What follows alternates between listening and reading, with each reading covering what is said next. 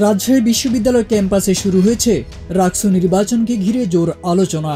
তবে এবারের নির্বাচনে এক নতুন মাত্রা যোগ করেছেন সঙ্গীত বিভাগের শিক্ষার্থী জাহিন বিশ্বাস এশা। সঙ্গীতের মঞ্চে থেকে সরাসরি ছাত্র রাজনীতির গুরুত্বপূর্ণ আসরে পা রেখে তিনি এখন আলোচনার কেন্দ্রবিন্দু। 2020-21 শিক্ষাবর্ষের ছাত্রী এশা কেবল একজন এজিএস পদপ্রার্থী নন, তিনি বাংলাদেশে বেতারের একজন স্বীকৃত উপস্থাপকও।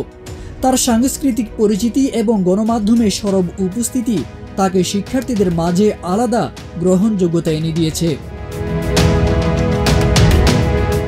ছাত্রদল মনোনীত এই প্রার্থী জানান, রাজনীতি মানেই বিতর্ক নয়, এটা হতে পারে পরিবর্তনের হাতিয়ার। রাবির ক্যাম্পাস হোক এমন এক জায়গা যেখানে প্রত্যেক শিক্ষার্থী নিজের মত প্রকাশে স্বাধীন থাকবে নিরাপদে। বিশ্ববিদ্যালয়ের রাজনীতিতে নারীদের সরব উপস্থিতি এখনও একটি চ্যালেঞ্জের জায়গা। সেখানে দাঁড়িয়ে এশা হয়ে উঠেছেন সম্ভাবনার নতুন প্রতীক। তিনি বলেন, নারী শিক্ষার্থীদের প্রতিনিধি হিসেবে আমি চাই তারা যেন কণ্ঠস্বর হারিয়ে না ফেলে। আমি তাদের সামনে থেকে নেতৃত্ব দিতে প্রস্তুত।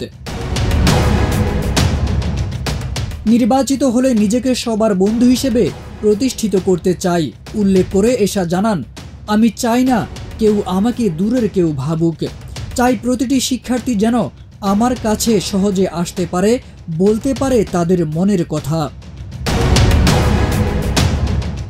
রাকসু নির্বাচনের এই ব্যতিক্রমী প্রার্থীকে ঘিরে সামাজিক যোগাযোগ মাধ্যমে ইতিমধ্যেই তৈরি হয়েছে ব্যাপক আলোচনা। নির্বাচন আসবে যাবে, কিন্তু যারা স্বপ্ন দেখেন পরিবর্তনের তারা থাকেন ইতিহাসে। জাহিন বিশ্বাস এশা হয়তো সেই নতুন অধ্যায়ের শুরুটা করতে চলেছেন, সঙ্গীতের সুর থেকে নেতৃত্বের প্রতিধ্বনি ছড়িয়ে দিতে।